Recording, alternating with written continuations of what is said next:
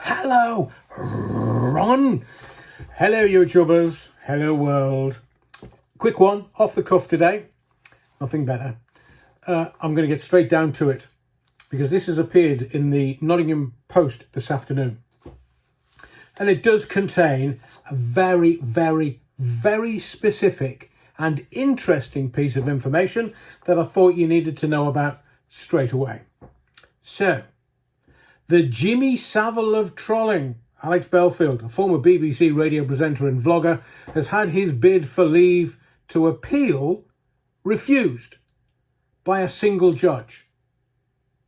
But the Court of Appeal has said he can renew the application to go before the full court.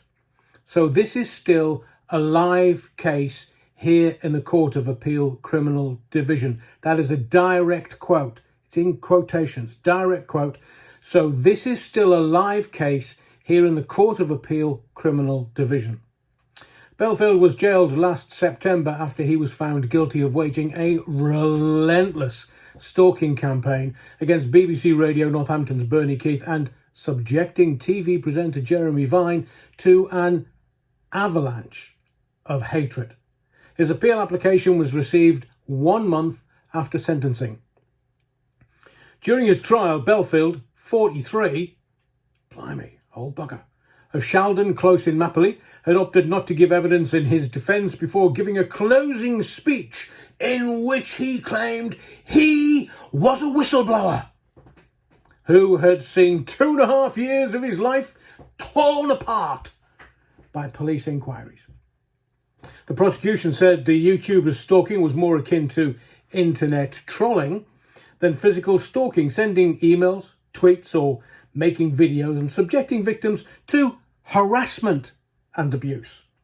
Some of them over the course of many years. Belfield was given a total of 5 years and 26 weeks, that's 6 months in anybody else's language, in prison, of which he will serve half, on all 4 charges he was convicted of. The judge made restraining orders on the 4 victims, Bernie Keith, Ben Hewis, Philip Dehaney and Jeremy Vine. Belfield was convicted of the simple stalking of journalist Jeremy Vine, who had described the stalking as being Olympic level, even for broadcast during his evidence. Mr. Vine teared up at one point as he spoke of what had allegedly happened to him and even described it as the Jimmy Savile of trolling. It felt like I had a fishhook placed in my face and my flesh was being torn. Now, the sentences that on each charge that Belfield was convicted on: count 5, BBC Radio Northampton's Bernie Keith, guilty of stalking to cause alarm and distress. Belfield had been given 2.5 years in prison on count 5. Count 6, videographer Ben Hewis, guilty of stalking to cause alarm and distress. The sentence is consecutive to the previous term for the stalking of Mr. Keith. The term again is 2.5 years. Count 7, Philip Dehaney, not guilty to stalking to cause alarm and distress, but guilty to simple stalking. Belfield received a consecutive sentence of 13 weeks. And count 8, Jeremy Vine, not guilty to stalking to cause alarm and distress, but guilty to simple stalking. Belfield was sentenced to 13 weeks consecutively for stalking Mr. Vine. So, as I said to you in the video yesterday, it had been rejected. It had been refused. But this is the interesting thing. The Court of Appeal has said he can renew the application to go before the full court. So this is still a live case here in the Court of Appeal Criminal Division. Now, let me reiterate my wise counsel.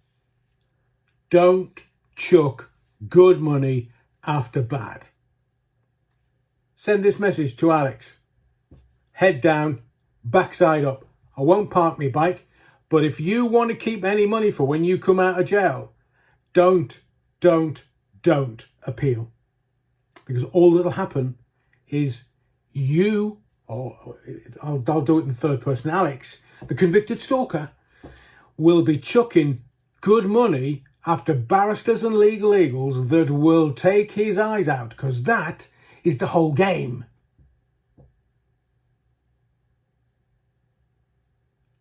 And he's already been told, if you decide to go for it for a full court hearing, they will apply the extra time that should have been given at the original sentencing, which will mean he'll end up with an 8-year tariff-ish, which means he'll have to serve 4 before he comes out, not 2.5. Now, I don't know whether he's a betting man, whether he thinks he's got a good case, whether somebody's told him, yeah, we'll take it to the Court of Appeal. I don't know. I don't have that information. The only information that I have is what has been printed in the Nottingham Post today, and it's up on the website, so you can go and have a look. But my advice, if anybody wants to pass it on to Alex, is just get your head down. You're going to pay for barristers to take it back into court for them to increase your tariff, and then you've still got the SPOs at the beginning of March. Then you've still got the 2 civil cases that are going to cost you hundreds of thousands of pounds and legal fees. Please, I said this at the beginning, and this is my compassionate side coming out. I told you back in September that this boy was in a whole world of pain. It's not anywhere near finishing. And I don't know whether I can't speak for him. I know him quite well, but I can't speak for his mental health situation and his reasoning for appealing. Whether he's being told to, whether he's being advised to, or whether he's doing it out of anger. Either way, go and read the article for yourself. Please share the video if you wish. Thank you for your likes, your subscriptions, but as I say every single video, thank you for your indulgence. My name's Adrian Allen, and I'll see you in the next video.